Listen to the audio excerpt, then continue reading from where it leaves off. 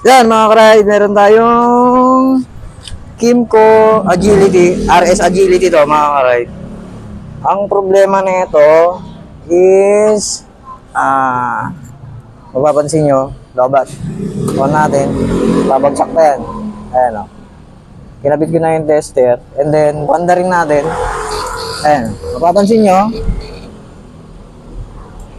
Ayan. Lobat. Kailangan nating i-kick. Gas.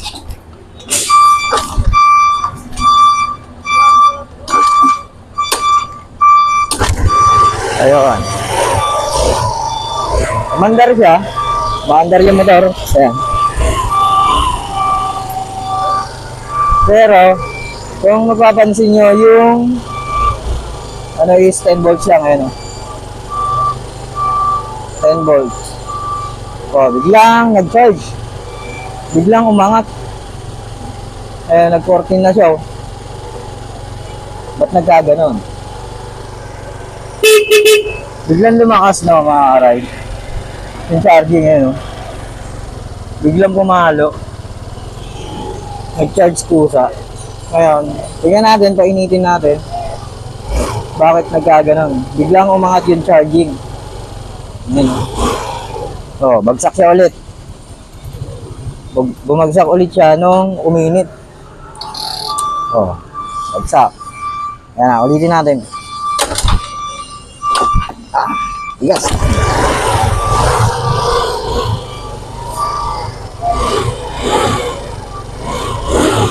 Ayan.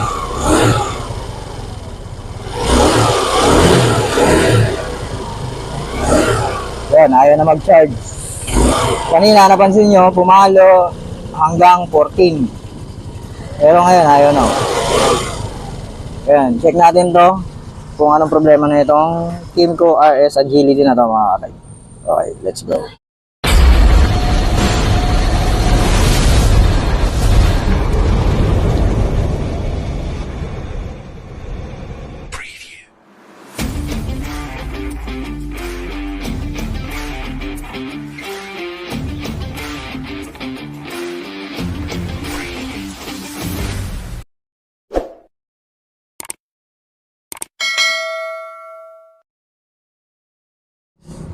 Ayan mga ride, na-check na natin tong stator. Ayan, wala naman bakas na sunog to. Ayan, kung mapapansin nyo. Wala siyang sunog. Kahit sa likod. Ayan. Walang sunog. Ngayon, kakabit ko muna itong magneto. And then, i-disconnect natin yung rectifier. Titingnan natin kung maglalabas ng kuryente dito sa socket nito galing stator. Okay, buuin muna natin. At yun, kinabit na natin yung magneto at yung stator mga ka-ride. And then, dinisconnect ko muna itong socket ng regulator. Nasa ilalim yung regulator nito eh. 5 wire lang din. Ayun. Then, start natin. Kaya pa naman yan. Kaya naman yung mag-start. Dahil may natitira pang ano doon sa battery. Check natin kung iilaw yung tester na. Yeah.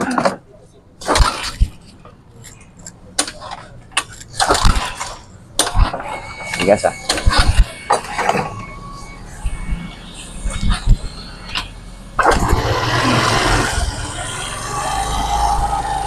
Yan oh. Wala pa rin kuryente. Yan, wala siya.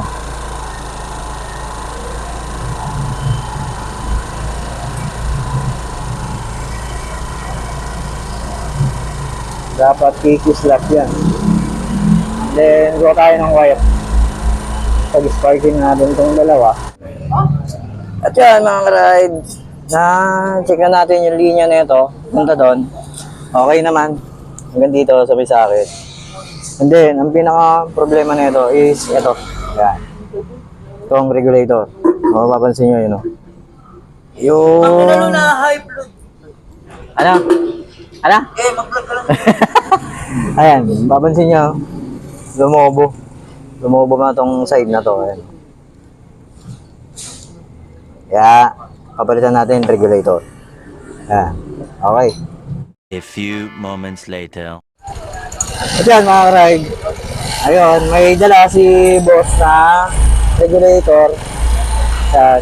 Pinarin ako ng regulator. Pares lang naman sila ng Super 8. Ang masama, yung dala niya is overcharge.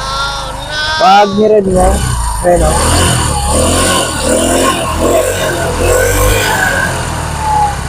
Mag si 16 volts.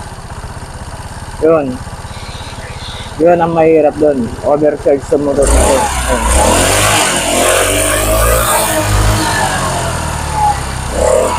Pag ginamitan natin yung ilaw, yan, babagsak siya. Switch.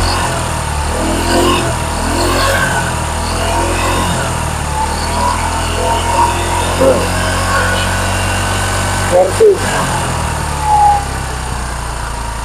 Nag-normal na yung charging niya nung nagkaroon ng karga yung battery. Ayan o. Kasi lobat din itong battery niya eh. Ayan, yung nag-normal, nagkaroon ng charge kasi 8 volts, 9 volts lang eh. Ayan. Nagkarga na siya. Ngayon, patayin natin. Ayan. Mapapansin nyo, nag 12 volts na siya. And then, start natin kung kaya na nito. Yun, kinaya na mga ka-ride. Nag-charge na siya, no? Kaya siguro bumalo ng 16 yan dahil walang karga yung battery. Ngayon, normal na siya, oh. 13 volts. Ayan. Kasi may charge na. Napansin ko pala, wala nang laman.